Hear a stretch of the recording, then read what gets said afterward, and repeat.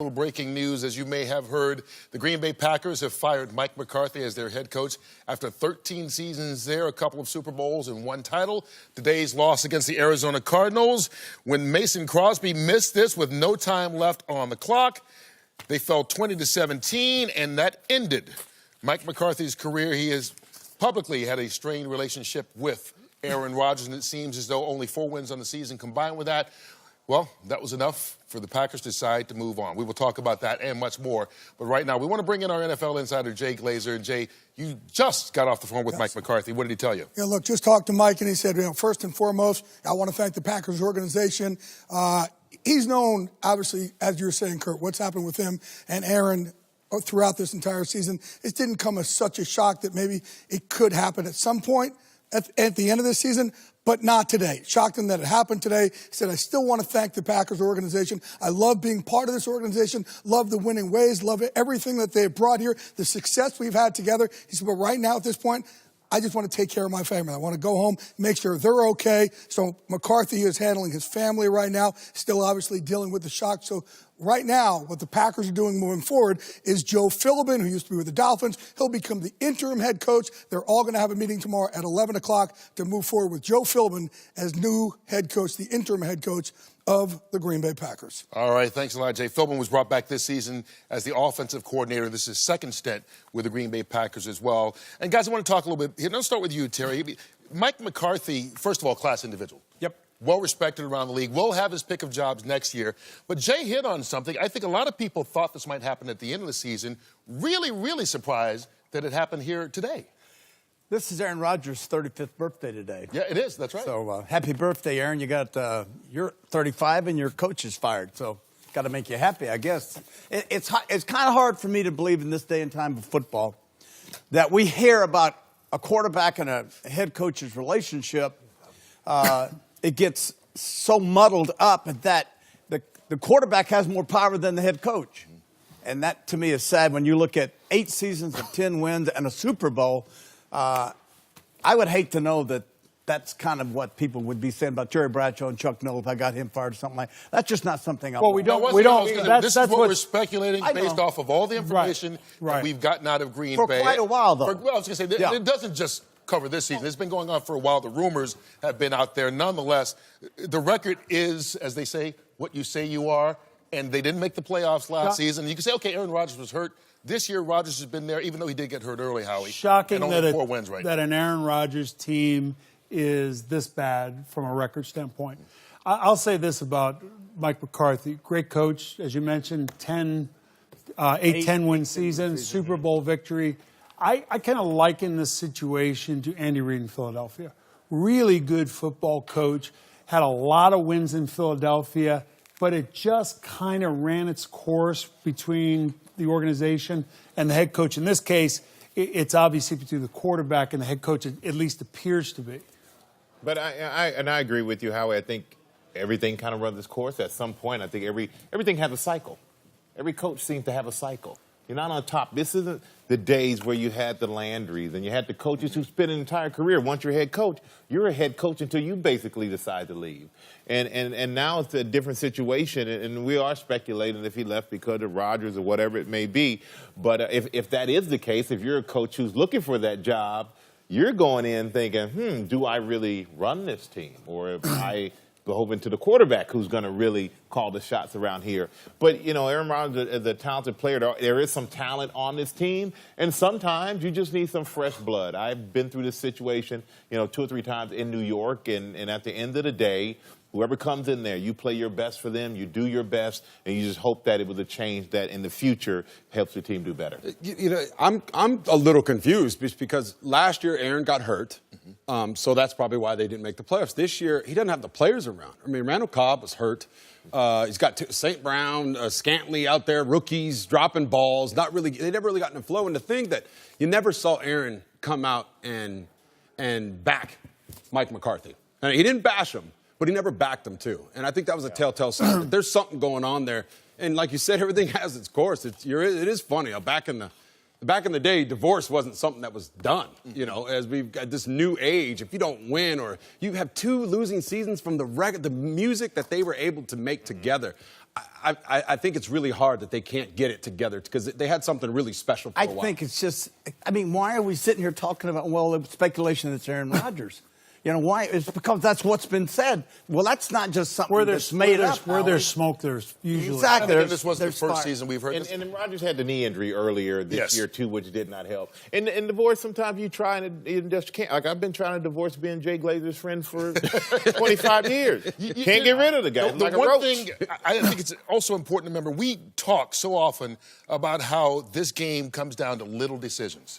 If you go back to the start of the season, that call against Clay Matthews against Green Bay, so that game winds up being a tie. The Rams Then game. the Rams game, you tell the guy to take the knee in the end zone. He comes out, brings it out. Now, of course, not there anymore. That was Montgomery. the one. But those are 2 games that now instead of 4 wins, looks like you would have had 6 different wins. confidence. And all of a sudden the team is going That still was in the the one. playoff hunt. Things are The different. Rams game, the Rams riding high, great football team on the road in Los Angeles.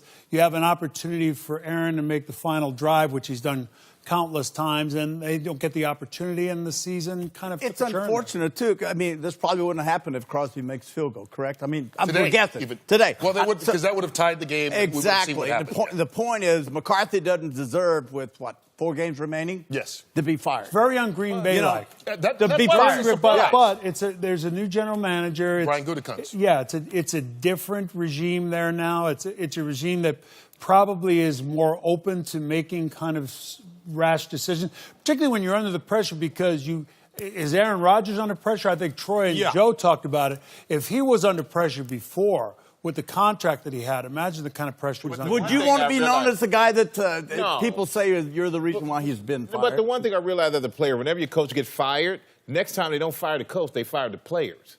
So, okay, the coach is gone this time. If you don't win next time, apparently it's not the coach. We need better players in this organization. And so for these players, Mike McCarthy, I don't think we should feel bad for Mike McCarthy. He's had a great career there in Green Bay. I guarantee you, on this show or at some point in this offseason, we will talk about the next place Mike McCarthy is going to coach because he is an incredible football coach that a lot of teams right now are salivating and hoping that he likes them. They've already said fired on Sunday, hired on Monday. Where's John Dorsey from? Green Bay originally, yeah. Green Bay, Ron Wolf guy. Yeah. So Makes you sense. speculate maybe high Cleveland. character. He says, I want a guy who can lead men. I want a guy Young of high quarterback. character. I want a guy who can handle an offense, a young quarterback. Can win. He's had success, won a Super Bowl.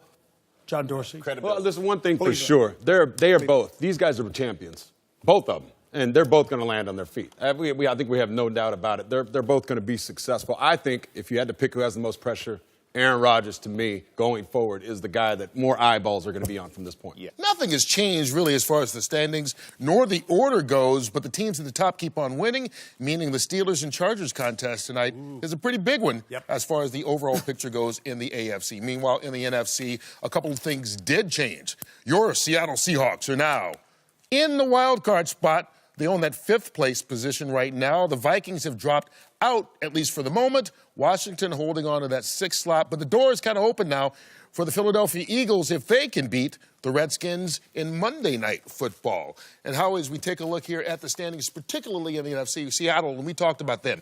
This is a team that started 0-2.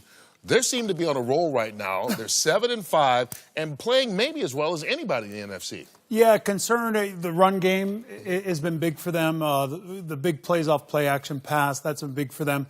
A number of their last games, I think 3 of their last 4 at home. And their only road trip is to San Francisco. Yes. So right now they're sitting at number 5.